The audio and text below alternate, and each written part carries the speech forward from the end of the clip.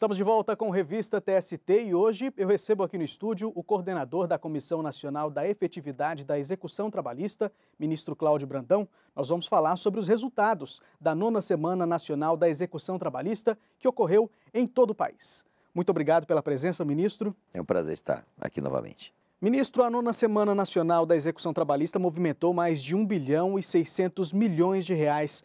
A que podemos atribuir isso? Veja, em primeiro lugar, é fruto da experiência acumulada das semanas anteriores. Esta é a 9ª edição da semana e, durante esse período, iniciativas de sucesso que foram implementadas nas edições anteriores foram repetidas. E, evidentemente, a experiência acumulada permitiu também corrigir eventuais equívocos, eventuais falhas nos procedimentos, e também porque este ano nós passamos a computar, entre os dados da Semana Nacional de Execução, o valor dos bens que foram movimentados mediante a apreensão. Não apenas a expropriação, mas também os bens que foram apreendidos durante a Semana de Execução.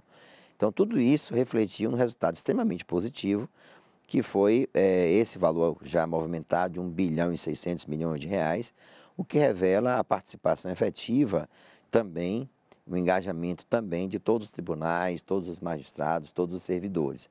Então, eu diria que o resultado é fruto de um conjunto de ações, de um conjunto de iniciativas e também da participação efetiva de juízes e tribunais no sentido de alcançar o resultado que se procurava atingir. E além de todo o esforço aí dos TRTs na movimentação de valores, também pode ser atribuído a inclusão de valores decorrentes de imposto de renda, INSS, liberação de alvarás? Sim, esse ano nós implementamos um novo glossário para facilitar as informações que seriam prestadas pelos tribunais e os campos das informações também foi aumentado, também foi ampliado. Ou seja, valores que não eram incluídos em edições anteriores, este ano passaram a constar do banco de dados para efeito de informações de valores movimentados na semana. É importante também ressaltar que a semana de execução movimenta valores que são decorrentes da arrecadação de tributos, isto é, repasse direto dos valores para os cofres da Fazenda Pública da União, que também é um lado positivo a ser ressaltado na semana de execução. Inclusive, a semana foi encerrada com a realização de uma audiência de conciliação no TRT da 21ª Região, que resultou aí num acordo milionário. Explica pra gente esse caso, ministro. Sim, durante a semana nós tivemos 2 eventos muito interessantes, por coincidência, um na abertura e outro no encerramento da semana. O primeiro deles, no Tribunal da 24ª Região, Mato Grosso do Sul, na cidade de Campo Grande, em que participei da cerimônia de assinatura da ata de homologação de um acordo que envolveu 1.400 processos em execução e também na fase de conhecimento, ou seja, um acordo global de processos que estava em andamento contra um grupo empresarial. Esses processos alcançaram 5.000 trabalhadores e o valor fixado, arbitrado em 153 milhões de reais. É importante ressaltar que esse acordo somente foi celebrado depois de iniciativas muito interessantes adotadas pelo juiz que comanda a execução naquele tribunal, que reconheceu a formação de grupo econômico, inclusive com empresas multinacionais, e o Tribunal do Mato Grosso do Sul manteve esse entendimento. O que resultou, portanto, na possibilidade que fossem resolvidos todos esses processos. E um ponto também a ser destacado é porque o valor já se encontra garantido mediante fiança bancária da ordem de quase 200 milhões de reais. Então, de fato, foi um acordo muito interessante. E é interessante também destacar um fato importante neste acordo, foi a cooperação judiciária inédita entre a Justiça Federal, Estadual e do Trabalho. Na audiência, inclusive, participou o juiz federal que comanda os processos de débitos tributários dessa empresa e o valor expressivo, 51 milhões de reais, o valor total do acordo, representou não apenas a quitação de todos os processos trabalhistas da ordem de 24 milhões de reais, incluindo o valor pago aos reclamantes e parcela previdenciária decorrente desses processos, como também um valor expressivo destinado à Justiça Estadual, à Justiça Federal para quitação de débitos federais, estaduais e também até municipais de um mesmo grupo econômico. Portanto, foi um acordo bem interessante também sobre esse aspecto. Isso mostra que mesmo durante a execução é possível conciliar. Sim, eu sempre digo, menciono uma frase nessa semana que eu repito a cada ano, mas que expressa exatamente a atuação dos núcleos que atuam na execução.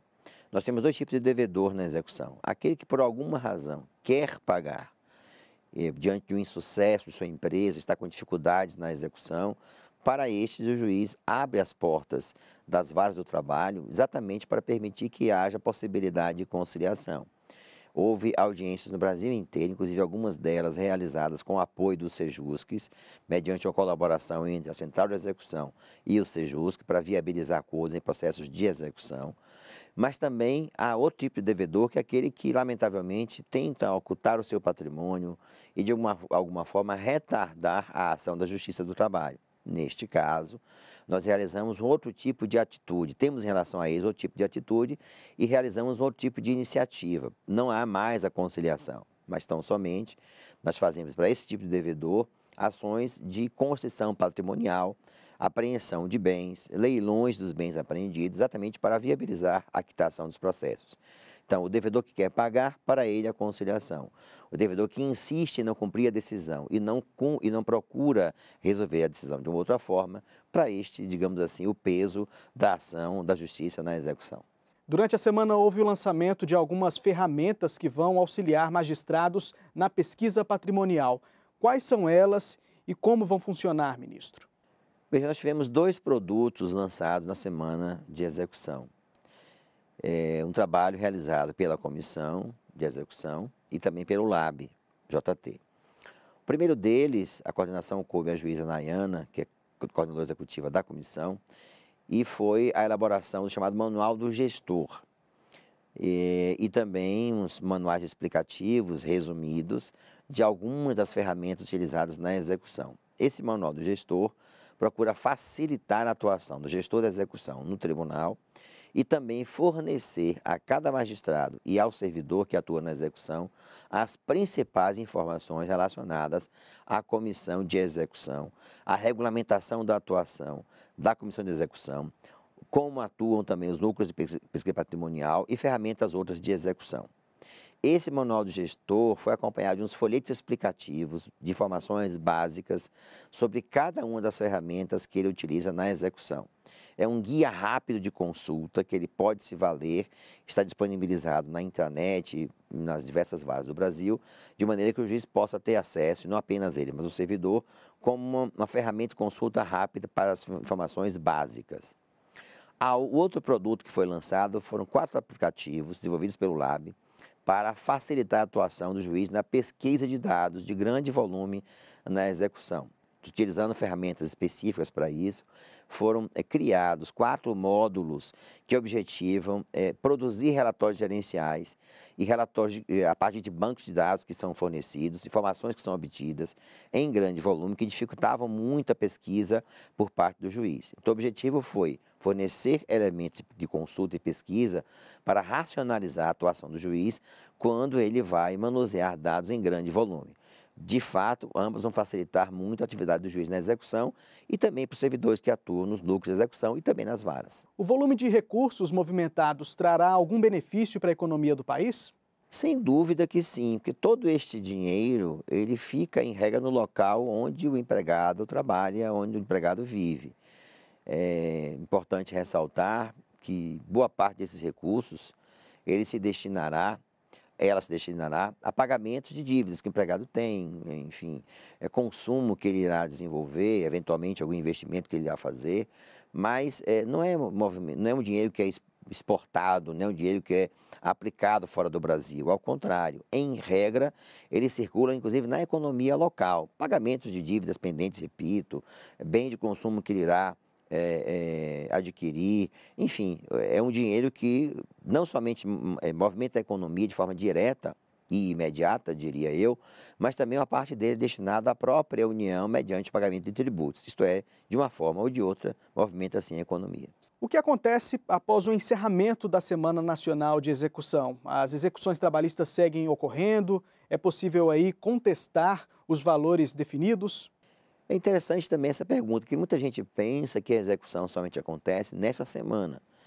Na verdade, a semana foi criada em 2011, ela tem como atuação institucional a movimentação exatamente em torno da execução trabalhista. E ela sempre se realiza na terceira semana de setembro. Mas as execuções continuam sendo realizadas durante todo o período do ano. A cada dia, em cada uma das varas, os juízes atuam nas execuções dos processos trabalhistas. A semana, todavia, procura concentrar esforços para que haja uma maior solução de processos num tempo específico.